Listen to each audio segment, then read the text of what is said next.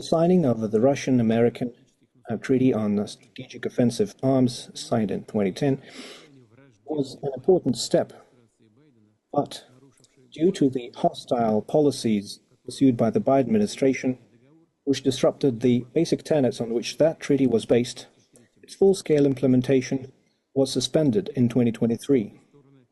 However, both parties said that they are willing voluntarily to maintain the essential quantitative limitations in strategic offensive arms until the life cycle of the treaty is complete.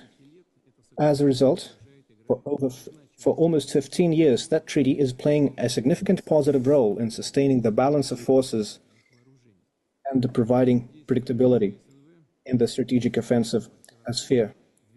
On the 5th of February 2026, that treaty will have run its course. That means that the last direct restrictions on offensive and nuclear potential will be lifted. A full removal of such limitations would not be a reasonable step. It would have a negative influence on the goals of the Non-Proliferation Treaty. In order to avoid a further escalation of the arms race and to provide a level of predictability and a reservation, we believe it is justified to maintain during this current turbulent stage the status quo. And so Russia is willing to continue for 1 year to maintain the central quantitative limitations under that treaty after the current treaty is terminated. As a result, we will make further decisions later on in accordance with the situation, and we believe that stability is only possible if the United States act in a similar manner and do not make steps that would undermine or disrupt the current balance of deterrence potential.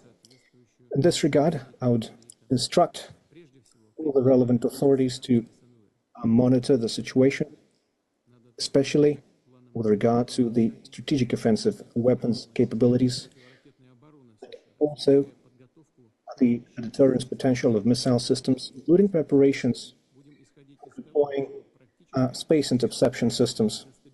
We believe that such destabilizing actions, if prepared further, could annul the efforts made by our country to uphold the status quo in the area of strategic offensive capabilities.